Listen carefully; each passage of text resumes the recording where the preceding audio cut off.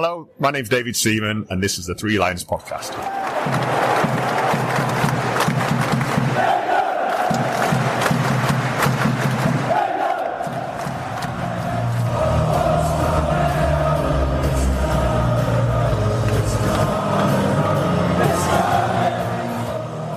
Hello and welcome back to the Three Lions Podcast. My name is Russell Osborne and this is an independent England football supporters podcast. I hope I find you well.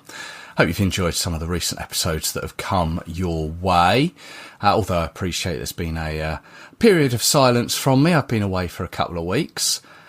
And I think it's been for the first time that I've not been able to do a preview episode for the upcoming Andorra and Serbia games.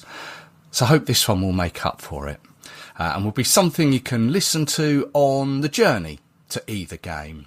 And I'll be honest, whilst being away, I've seen results, but I've not delved too deeply into the ins and outs of what's been going on in the Premier League and beyond. I am looking forward to going to Villa Park though. I'll not be in Belgrade, which disappoints me somewhat, but I've got a few more pressing issues to deal with, and that may be the reason why some forthcoming episodes might be a little less frequent for a while, but normal service hopefully will be resumed soon-ish. But this episode I am back, and as I always like to do at this point of time is take a look at the recent transfer window, and in particular the players that represent England and those who have made a move to pastures new. Now, in a moment, I'm going to be joined by Gate 102 podcast host Charlie Tidswell.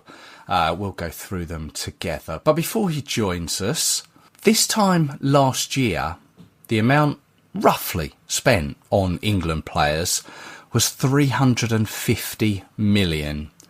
There were a few big ones. Dominic Solanke moved from Bournemouth to Spurs for 55. Calvin Phillips went from Manchester City to Ipswich. Conor Gallagher, Chelsea to Atletico Madrid. Raheem Sterling, Chelsea to Arsenal. Ivan Toney, Brentford to Al Ahly. And I think you could be safe in saying none of those have really pushed on with their England careers following those moves. And some players will once again be getting a mention as they move again. I'm looking at you, Ben Godfrey and Tammy Abraham. Although for the first time in what appears to be a long time, there's no mention of Wilfried Zaha, who for a while seemed to be a serial transfer window mover. But it appears he's settled for a little bit longer. And I've no need to remind you that it's been a bit of a window that has highlighted the mentality, the attitude, and the personalities of certain players, the selfishness of some. I can sometimes see how people who maybe don't take an active interest in the game view the game. And then there's the actual financial side of it. It would appear that this transfer window, a staggering 3.087 billion was spent. This time last year it was 1.96 billion, just a mere 1.96. Yeah, I can't get my head around that. Apparently this is more than the spend of Spain's La Liga, Italy's Serie A, Germany's Bundesliga and the French Ligue 1 combined. Wow. I think you then have to look ahead to the future, don't you? How will the clubs look to recoup some of this spend? Well, take a look in the mirror.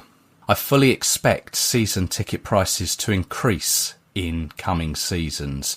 Money just doesn't grow on trees, as the saying goes. Hospitality tickets, they're going to increase. Your general average matchday going fans of the Premier League, well, they'll be continued to be forced away from their clubs they love and that have followed since childhood. And well, you can see where I'm heading with this. It's not a new phenomenon. Say hello to your overseas tourist sitting next to you, paying huge prices, not just for the seat, but in the club shop too. Anyway, where was I? This year, because of the Club World Cup, yep, remember that? The transfer window initially opened on the 1st of June until the 10th of June, ready for that tournament, which began on the 14th. The window then reopened on the 16th of June until the 1st of September. And as Fabrizio Romano would say, here we go. Actually, speaking of Romano, I watched an interesting video on YouTube about him recently on how the transfer news has changed from a variety of sources revealing transfers. You remember back in the day, it was your club announcing it first. Maybe you read it on CFAX or Teletext. Ask your parents. You may have read it in the paper.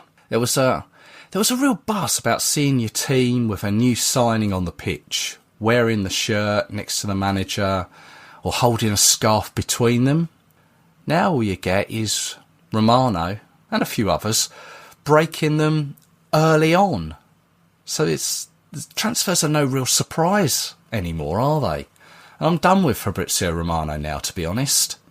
The game's changed, as we'll undoubtedly find out. Some bloke on Twitter who talks about the game is far bigger than many of the players he speaks about. Anyway, I'll link to the video on my socials. Now, let's bring in Stockport County and England fan and host of the Gate 102 podcast. It's Charlie Tidswell. Hello there, Charlie. Hi, Russell. Thanks for having me on. How are you? More than welcome. Good to have you. Good to have you back on. We'll go through some of these transfers that have happened recently in a moment. But just remind us once more of the Gate 102 podcast.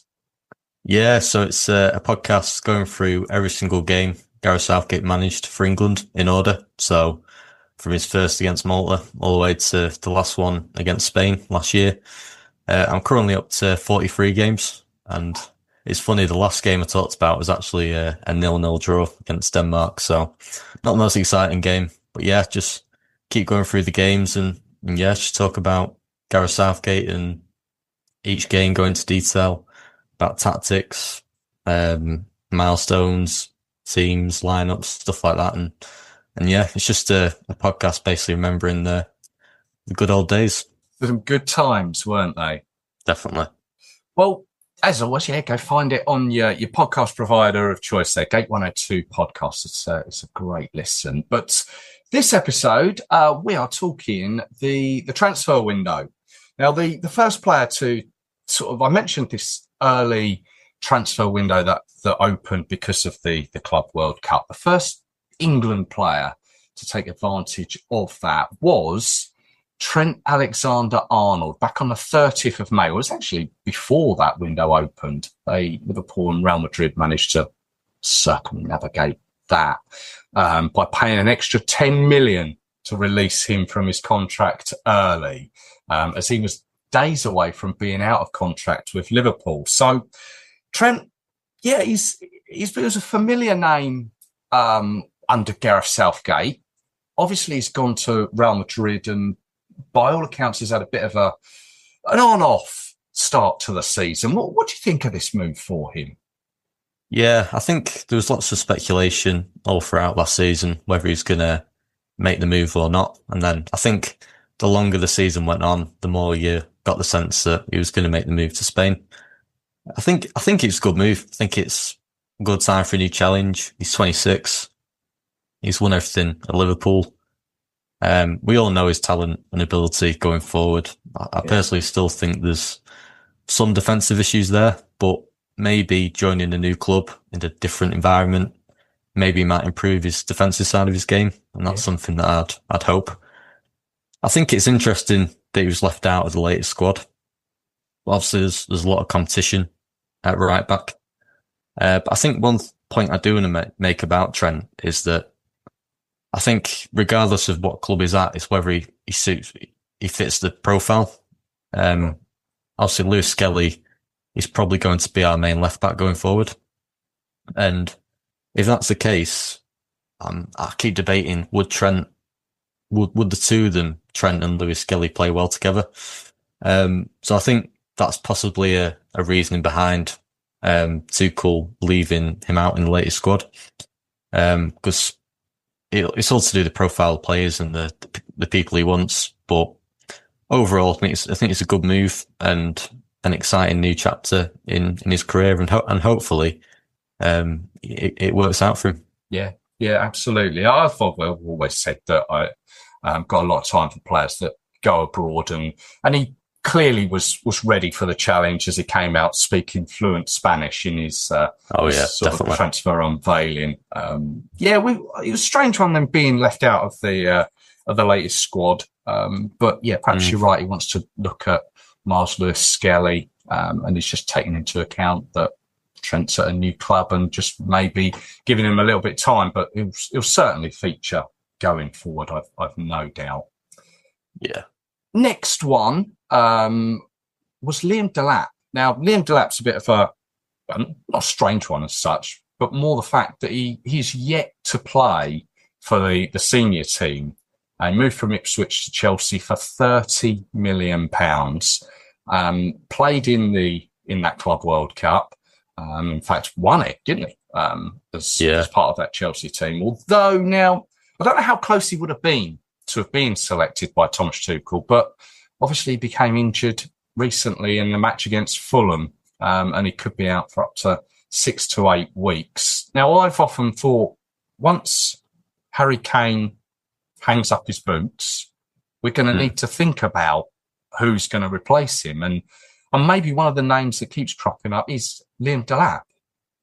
Yeah, quite possibly. And I think they're sort of a similar profile of player in terms of they're both sort of like big and strong, both good finishers for the ball. I think it'd be interesting to see how he does at a sort of different type of club. Obviously, Chelsea will be hoping to win trophies this season, whereas Ipswich last year would have just taken staying up. So it'll be a different kind of expectation and environment for him. But he really impressed me last year. I thought it was a shame he couldn't play in the under-21s tournament. Yes. Yeah. Obviously, the FIFA World Cup, sort of the rules behind that made it. It was a shame for him because having watched that tournament, I remember thinking like, if there was one thing we're missing, it was a focal point up front, and Delap would have been perfect. But like you say, Russell, I think there's every chance that when we talk about Harry Kane's understudy or replacement in hopefully long time off yet, but maybe Liam Delap is that person.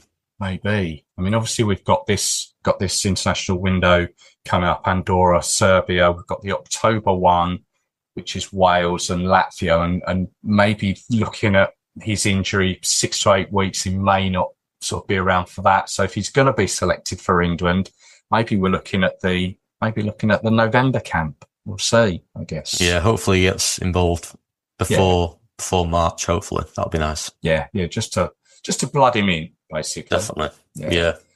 Jarrell Quansah, again, another player who is uncapped at the senior level, 14 under-21 caps, and he's been capped at various youth levels. He's gone from Liverpool to Leverkusen, Bayer Leverkusen in Germany for 35 million. Now, he's a player that I think will see time in an England shirt in due course. But 2 games gone in the Bundesliga season. Leverkusen have sacked their newest manager, former Manchester United coach Erik ten Hag, after they drew one and lost one. I'm not sure how this is going to affect him. I think with him being young, you hope that he can just take it in stride, but it can't have helped him that much, when you get to know the manager sign you, and then they sack the manager, and then it's almost like you're starting again.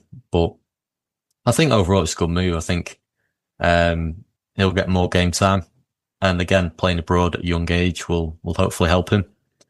And I thought he was really good in the under-21s tournament, forming a brilliant partnership with Charlie Tidswell. So I feel a bit sorry that he's not had a senior cap yet, because he's been in and out of squads. But at the minute, I think the centre back spots we're not as sure who's gonna be selected. because, they keep changing. Players will get their opportunities in those roles, and I'm sure Kwanzaa will be one of them sooner rather than later. Yeah. Another one who's moved, Tammy Abraham, we've mentioned him before, 11 caps to his name, 3 goals. He's gone from Roma in Italy to Besiktas in Turkey. He'd done quite well at Roma, I seem to remember. Angel Gomez, remember him? Now, Gomez was one of Lee Carsley's players during Lee Carsley's tenure. 4 caps he won under him.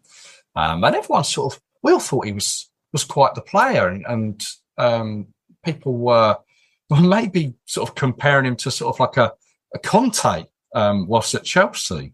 It's a strange one with Angel Gomez, because when he was under Castle, there was people saying he's our next big thing. He's been the player we're missing for years, and all of a sudden he's not getting a look in. No one's mentioned him since. It's a strange one. Yeah. Well, he's gone from Lille in France to Marseille on a free. Now, initially he joined Jonathan Rowe in the south of France, who scored that winner for the under-21s in the final that we've mentioned. But as we'll find out, that relationship with Jonathan Rowe didn't really get the opportunity to flourish, which is, we'll come to that one. It's a strange one. Next one, Kyle Walker. Kyle Walker with 96 caps, just the 1 goal, 35 years old. He was such a player at Manchester City. He went to AC Milan on loan. I think he done relatively well over there. And then he transferred to newly promoted Burnley for 5 million, but he wasn't selected in Thomas Tuchel's latest squad. Kyle Walker, I'd love to see him break that 100 cap mark, but the more I think about it, I'm not sure this is going to happen. I agree. I think my heart would love him to get 100 caps. Yeah. I think he deserves it, but at the same time, I'm thinking, if you look at the right backs, you've got Reece James, Livramento, obviously Trent, Jed Spence now going part of the fold, and even a possible return for Ben White, either rightly or wrongly. But it'll be a tough season for him. Obviously, he's at a club where he weren't really expected to do that great. But I think it's clear that he's not the player he was 12 months ago. However, I wouldn't say his England career is over, as if he does well, he could well and truly get back in the squad. And Tuchel likes his experienced players. He likes players who've won things. And he even said in his press conference the other day that he tried to sign Walker a few times. So I do think Tuchel rates him, but I think it'll all depend on how he does this year at Burnley. But hopefully he can do well, because, what a player he's been for England for the last 10, 12 years, whatever. So, hopefully it works out for him. Yeah, hopefully, yeah. Jamie Gittens, again, another uncapped player, but again, another player who has been spoken about as being a potential senior player, but hasn't made that step up from the under-21s yet. He moved from Dortmund in Germany to Chelsea for £48.5 million. So far played a part in all 3 of Chelsea's Premier League games so far. Next up it was a player that always sort of draws conversation. Jordan Henderson, 84 caps to his name, 3 goals, 35 years old, of course, played plenty of his time at Liverpool, went to Ajax. He has now come back to the Premier League. He's turning out for Brentford, joined them on a free. And so I've been away for a couple of weeks, so I'm not really sure how players have performed, but it appears he's played a part in all 3 of Brentford's Premier League games this season. Yeah, that's correct. Yeah. I think he was on the bench the first one, and then he started the next 2. As far I think that's the case. I might be wrong, but I think it's great to see him back in the Prem, only because I think it's easier to access where he's at on the pitch. It's been 2 years, so it will be interesting to see where he's at standard wise. But I know the Brentford manager was raving about him, saying how valuable he's been to Brentford so far. Okay. And Southgate said a few times that sometimes he made decisions based on culture and protecting that culture. And this is what I think Tuchel has maybe done in selecting him, because he talks about how he brings the group together, makes sure standards are high. But not only that, I remember Harry Kane got asked one interview recently about Henderson's leadership abilities. And Kane almost like shut it down, saying, yes, Henderson is a great leader, but he's still a really good player and was impressing in training. And so basically, I think it'll be interesting to see where he's at ability-wise. But, I mean, for me, he's one of my all-time favourite England players. But it's going to be interesting what the next 12 months bring for Henderson. But I think him moving back to the Premier League is only going to be beneficial. Yeah, it's all in his favour, I think, playing. Well, I mean, he was still being selected whilst he was playing in Saudi. He was still selected whilst he was at Ajax, and he's still being selected now. He's at Brentford. Of course, he is in Thomas Tuchel's latest squad to face Andorra and Serbia. And yes, I think you're right. He's still got something to offer. Whether he will still be part of the team come next year and the World Cup, all things going well, remains to be seen. But yes, I get that experience and that sort of bringing that togetherness and off the pitch as well as on it. I think it sparks so much debate. I think I've never known one England player to like create so much debate when the squad's out. It's just it's crazy. Yeah, you're right. Some of the talk about Henderson sort of covers over some of the players that have made their way into it through merit. Your likes of Adam Wharton, who's made his way into the squad for the first time, I think. Noni Madueke has been doing really well for England in the 7 caps that he's accrued. Chelsea to Arsenal for 48.5 million, which is apparently likely to increase to 50 with all these various add-ons that they have these days. I'm thinking at Arsenal, Madueke on one side, Saka on the other. It can only be good for England, can't it? Definitely. And I think it's nice to have a player playing on the left wing as well, because I think it's a position where if you look at the England team and you think about starting 11, you think Bukayo Saka's pretty much nailed on to start on that right wing. But the left wing sort of could be anyone's. And the fact that Madueke's joined, and I think you're an Arsenal fan, so you might have to tell me, Russell, but did he start on the left wing, in the first few games? And like I say, I've been a couple of weeks off. I've taken a huge amount of notice. I've got to be honest. But yeah, let's say he did. Yeah. Obviously, Saka's just got injured, so it might create an opportunity for him to show what he's capable of. But he impressed under Carsley. I thought he was very good against Greece and Finland. Got a few assists. And he played against Andorra away and looked really good. Got the assist for Kane. So yeah, I think, like I say, it's a really good move and will only benefit him going forward. Yeah, I think so as well. It's a great player. That's trying to be non-biased. So I thought it was a cracking player at Chelsea. Kyle Walker-Peters, Southampton to West Ham on a free. Kyle Walker-Peters has earned 2 caps, and I struggle to think who they were against. I'm going to sound like a right nerd now, but it was Switzerland and the Ivory Coast back in March 2022. Oh, wow.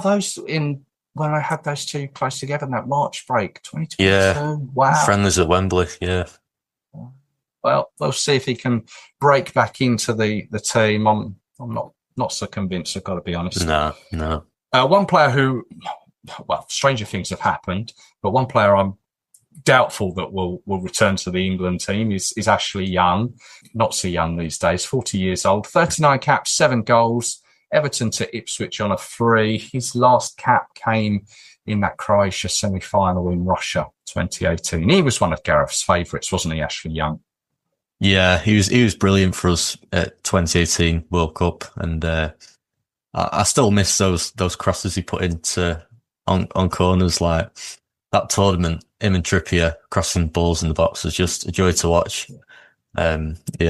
So like I say, we won't see him again, but fair play to Young though. He's still playing at 39, whatever it is. He's fair play to him. Still going. Yeah, and his son's playing now as well, isn't he? He is, yeah. Trying to remember, I mentioned that a while back. I can't remember who he played for now. There we go. I think it might be Peterborough, but I think you might be right. might be wrong. I'm not sure. Marcus Rashford, one of the big talking stories over the summer. Will he go? Where will he go? Obviously had a bit of time at Villa back end of last season. 62 caps, 17 goals. He now finds himself at Barcelona on a free transfer.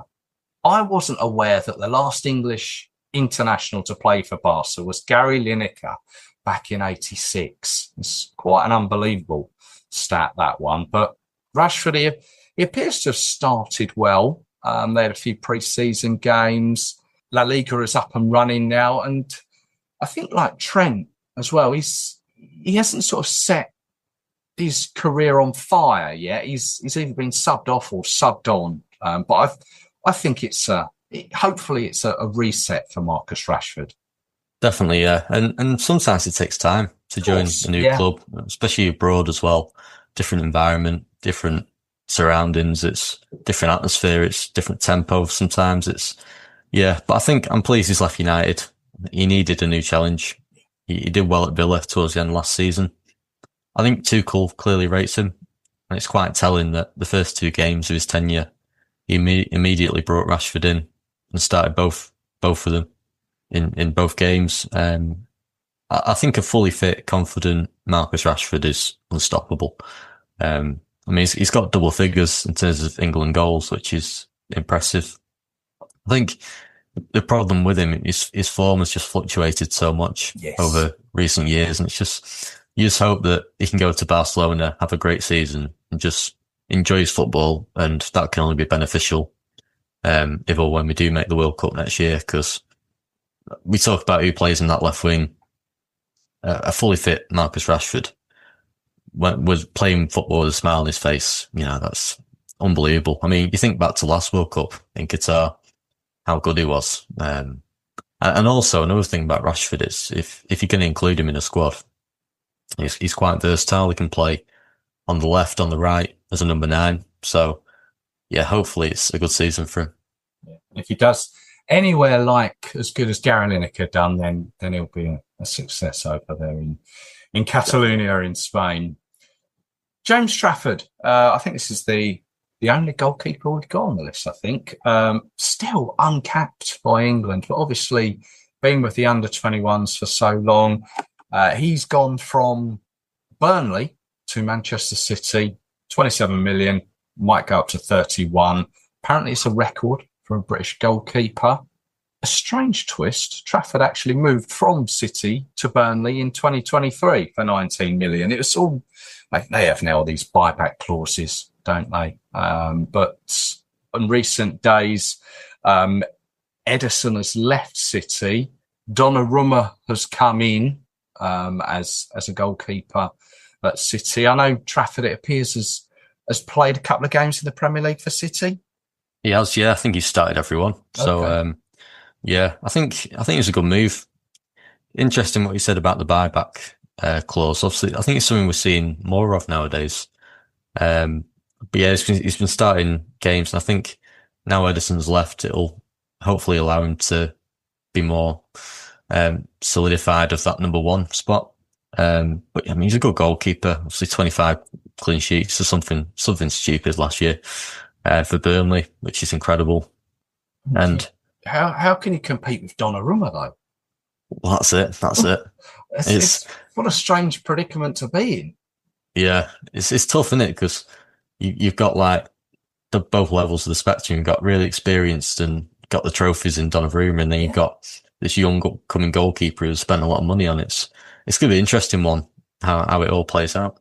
Yeah, and it'd be interesting to see how, as and when he gets that first England cap. For all we know, it might even come against Andorra on possibly. Saturday. Yeah, possibly. Yeah, Tuchel did say something about how he wants his goalkeeper playing in Europe, didn't he? For me, obviously, Jordan Pickford remains number 1. Yes. Incredible goalkeeper, as he should. But obviously, what I want and what Tuchel wants might be different. So, yeah. I don't think it'll be too long before James Trafford makes his England debut. No, definitely. It's coming soon, definitely. Yeah. Let's just run through a few more here. Callum Wilson, may remember him. He was out of contract at Newcastle. West Ham have signed him on a free transfer. Wilson, 9 caps, 2 goals to his name. Actually, I said about our only one goalkeeper. I was wrong. Aaron Ramsdale has gone to Newcastle on loan from Southampton. 5 caps to his name, 27 years old. I'll have to see how he does, if he can reclaim a spot in the England squad. I don't think he's ever going to be a number one there. Schubert Hapcom might be one that you may not have heard of. He's uncapped at senior level. Ajax to Ipswich on loan. As I say, might not be one you're familiar with, but it might be at the back of your mind. Never a senior cap, but he's represented England at 16, 17, 19, 20 and 21, but said he wanted to represent Nigeria, but that has never been fulfilled. So there still might be a chance for him. Here's one. Jack Grealish, Manchester City to Everton on loan. 39 caps to his name, 4 goals. Once upon a time, £100 million player when he moved from Villa. We all love to see a free-flowing Jack Grealish, don't we? Absolutely. Absolutely.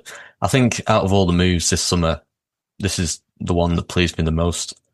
And I feel like the chains are off. It's like he's just free to play every week, express himself, and just enjoy his football. I mean, he's already got 4 assists this season in the Prem, yeah. Yeah, I haven't really taken a huge amount of notice of what's been going on as the season's begun. I did notice that one of the headlines was how well Jack Grealish has played in those 4 assists, and it feels like the Everton fans have fallen in love with him.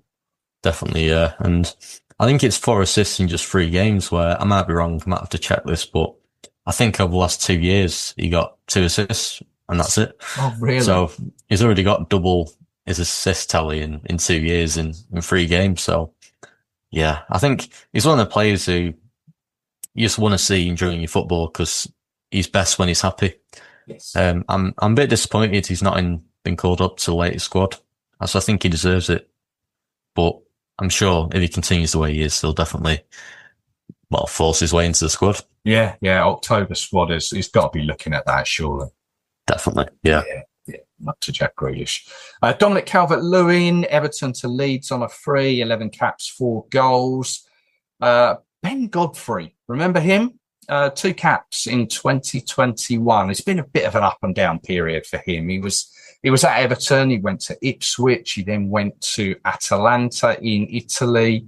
He's now moved on to Sheffield United on a loan deal. I've got a funny feeling those 2 caps that he earned were the 2 games at Middlesbrough ahead of. They were, yeah, warm-up games, yeah. That's right. And people were saying, would he be in for the Euros? And unfortunately, he was one of the ones that didn't make the cut. Eberechi Eze. We've always spoken about Noni Madueke signing for Arsenal. Eberechi Eze, he's gone from Palace to Arsenal. Again, one of the big transfers of the window, 60 million, 11 caps, 1 goal to his name. That came against Latvia in March earlier this year. He's a wonderful player, isn't he, Eze? Oh, yeah, unbelievable. And I just love Eze. Not only a great footballer, but also comes across as such a down-to-earth guy as well. And loves his chest, doesn't he? Yeah. I think the way he's handled this whole situation is so professional. And he's been so good for Palace. I think he's got double figures in goals for the last 3 seasons in a row. I think Tuchel clearly really rates him, and he's praised him numerous times. Obviously, he got his goal against Latvia, which is great to see.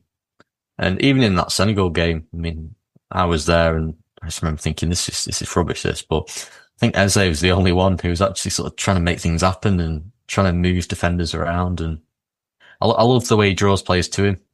But I think this is a really good move. And what do you think, Russell, being an Arsenal fan? Where do you think he'll play? And are you excited soon? Oh, absolutely excited. And like you say, his personality is one of those things that in a time where this transfer window has been dominated by a few individuals and their attitude, the way that Eze has conducted himself and likewise his teammate Mark Gay, who we'll come on to, I think has been nothing short of just professionalism. Definitely. He's sort of the similarities with Ian Wright coming from Crystal Palace, coming to Arsenal. Yeah, I'm excited to see him. I'm excited to see him for Arsenal. I'm excited to see him for England.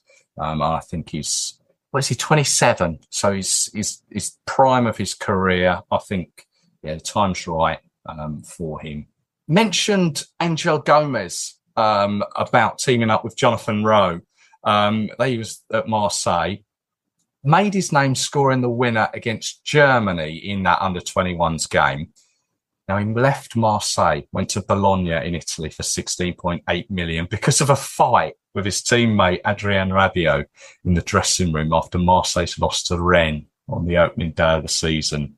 I'm not quite sure how that's gone down within the walls of the FA, but Jonathan Rowe, we'll have to see if he can break his way into the senior team following that move to Bologna. James Justin, one cap. That was one against Hungary in 2022. He's a fullback. He went from Leicester to Leeds for 10 million. Another player, Carney Chukwuemeka, another player that's uncapped, but he's gone from Chelsea to Dortmund for 24 million. Bit of a strange one, this, as he was already on loan at Dortmund at the back end of last season. They've made the deal permanent now. He only made 32 appearances for Chelsea after joining them from Villa for 20 million a couple of years back. And I had my doubts about that move at the time. So I'm hoping that he gets the chance to flourish once again over in Dortmund. He doesn't actually have to play for England. He's eligible for Austria and Nigeria too. So we'll see if Chukwuemeka can make a challenge for a senior team place. Danny Ings, West Ham to Sheffield United. He was a free agent. He won 3 caps between 2015 and 2020. You may remember a great overhead kick against Wales that he scored his 1 goal there. And I mentioned Mark Gahey. I know this is a transfer episode, and this one obviously didn't transpire. But I wonder how this is going to affect him going forward with Mark Gahey. Obviously, one of our centre backs at the moment that we're all were so impressed by in last summer's Euros. Yeah, I think personally, I'm really pleased he's staying at Palace, only because I love what he's done there already. Obviously, the FA Cup last year, and I love the fact he's captain. I actually think being a captain at a club for a long period of time will actually benefit him. I think the way he handled the situation was so professional. And he gave his absolutely everything for Palace, even when his future was still uncertain. You know, he didn't cause a fuss. He didn't go on strike. He just, stuck to what he does best, stuck to his business and just got on with it. And I think he's a real professional and a role model for someone, people who are looking to move club or aspire to be a footballer should really just look at Mark Gahey and think, what a true professional. Yeah, and we talk about future England captains. I know hopefully it's a long time off because obviously hopefully Harry Kane's got loads left in the tank. But when that day does come, I think Mark Gahey, if he's still playing, is a shout and potentially being England's next captain. Interesting call. One thing I want to mention, obviously he was linked with Liverpool. Whether he actually ends up at Liverpool in the next transfer window remains to be seen, because obviously come the end of the season he becomes a free agent and can pretty much go where he wants. So we'll see, Mark Gahey. But yeah, future England captain, we'll have to see. I wonder if maybe Declan Rice may have a say in that. Ben Chilwell, 21 caps and 1 goal to his name. Now this is all part of this PSR thing and having to make the numbers up on the balance sheet and all that. He's gone from Chelsea to Strasbourg, as they're the same partner team owned by Chelsea's owner. Football's a mess in this regard, in my opinion. But yeah, we wish Ben Chilwell all the best, but sadly I think his England days are over. Another player whose England days, well, you'd imagine they're over. He said so himself. Jamie Vardy, what a player he was. 26 caps, 7 goals. He was out of contract after leaving Leicester, and has surprisingly joined Italian side Cremonese. Love his story, Jamie Vardy. It's a well-documented one, coming from non-league, winning the Premier League with Leicester. Great to see him as a success over there. It is, and the fact that he's finishing his career in Italy, I mean, it's something you'd love to do, and it's play football in Italy to end your career. Must be amazing for him. Football, pizza, pasta, love it. Jadon Sancho, 23 caps and 3 goals. Manchester United to Villa on loan. He's been pushed from pillar to post in recent years, unfortunately, but he's never really found the same form that he had when he was at Dortmund the first time around.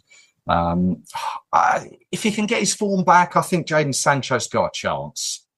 Yeah, I think there's that phrase, isn't there, that talent is permanent and form is temporary, something like that. And I think he's a good player. He's shown it at glimpses throughout his career, but I think the sad thing is after he missed that penalty back in 2021, we've not really seen the same player for club or country since. But I'd love him to just again have a good season, maybe a fresh start, and just settle at a club and find a home.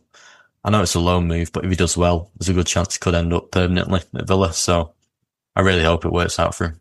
Yeah, obviously Marcus Rashford went from United to Villa, had a good period of time there. So yeah, let's hope he can do the same. Now the last player on the list, Harvey Elliott. Again, another loan player. Again, another player who's gone to Villa. Unbelievably, he's still uncapped. Whilst he was at Liverpool. But he was part of the under-21 Euro winning team of the summer. In fact, opened the goal scoring in that 3-2 win over Germany. Again, got to be with so many players coming into Liverpool, he was going to be struggling to nail down a place. So perhaps he can do that for Villa. And I'm not sure, did he make it into the squad under Tuchel in this latest one? He didn't, no. I think it's one of them with Harvey Elliott. I think I don't know how old he is. He's 24, 25. I think he's got to be younger, a little bit younger than that, as he was part of the. Oh yeah, of course, yeah, 2 months, yeah. So, but I feel like it's been around for years. I feel like it's been around for like 7 or 8 years. I don't know why, but yeah, I think it's a good move. I think it's the right club because obviously Villa are ambitious. They'll be wanting to achieve high, and obviously they'll get a lot of game time. I think you're right about Liverpool. When you keep signing loads of players in his position, it's only right that he sort of moves on and finds somewhere else where he can perform well. And I think it'll be tough for him to get into the squad, given the depth we have in his positions. But like I say, he just keeps performing well for the under-21s and has a good season at Villa. He'll definitely get his call up sooner rather than later. Keep banging on that door. I think we'll see him in a squad fairly soon, all being well that he does well at Villa. There we go. There is our list of England players that have transferred throughout the summer transfer window. I hope we've covered all of them. I'm sure there's bound to be one player that we've missed, but yeah, well, hopefully they can all enhance their career, and we'll see in the next 12 months that their England career flourishes. Let's hope so. Because I always think in 12 months' time, you analyse it all, don't you? Like, is it a good move? Is it a bad move? And hopefully there's more good moves than bad moves. Absolutely. Charlie, thank you very much for joining us. Always great to chat. Obviously, keep up the good work with the 102 podcast. Just remind us where we can find it and on socials. No worries, Russell. Thank you for having me. Yes, the podcast, you can find it on Spotify, all the main podcast platforms, Spotify, Deezer, Amazon. It's also available on YouTube. You can find us on social media as well. So, Twitter, Instagram, the main ones. And yeah, give us a follow, give it a listen, and hopefully you enjoy. Yeah, and I'll catch up with you at Villa Park. Yeah, sounds good, mate. Nice one. Thank you. Thanks to Charlie there for his time and his insight. Go check out the Gate 102 podcast if you haven't already. Now, I apologise about the quality of my audio on the chat there. It sounded like I was standing across the other side of the room underwater. A couple of weeks away and it would appear I've forgotten how to plug my microphone in correctly. Put that one down to jet lag. Once again, sorry. Now, something I briefly want to mention is some of the guys from Block 109 have arranged a charity bike ride. They're raising money for both Birmingham and Nottingham's children's hospitals. Why those two? Well, our last home game was on the road at Nottingham Forest City Ground, where we lost to Senegal. And our next game on the road is this Saturday against Andorra, being played at Aston Villa's Villa Park in Birmingham. So a few of the guys there are cycling between the two on Friday the 5th. That's the day before the game. Now, I'm not 100% sure of the route they're taking, but I've had a quick look on Google Maps. If they're going ground to ground, it appears to be 57 miles. Going to take them, I don't know, circa 5 hours. Now, I know nothing of this area, but it's telling me there is a very steep hill that rises to 574 foot. Really? If they're going hospital to hospital, it's 66 miles, and that's going to add on an extra hour to their journey. And that steep hill is still there. But of course, no pain, no gain. It is all for a good cause. If you'd like to donate to them, then you can. They have a GoFundMe page with a target of £1,000. If you head there, type in Block 109, it should come up. Or there is a link to it on the Block 109 Twitter page. I'm sure you'll join me in wishing them all the very best. Hopefully their legs will be fine come Saturday. And I think that's me done for this episode. Once again, cheers to Charlie. Hope you enjoyed the episode. Don't forget, tell your mates about it or anyone you think may enjoy it. You can, of course, follow the show on all the usual social channels. Give it a follow, a like. And I'll be heading to Villa Park on Saturday, courtesy of Paul Dennis, supporters coach. Once again, doing a grand job. If you are in and around Villa Park on Saturday, you see me, Charlie too, come say hi. Be good to say hello. Good to meet you. But I'll be back at some point soon with some more England-related content. I hope you can join me for that. So until then, take care of yourselves. Cheers.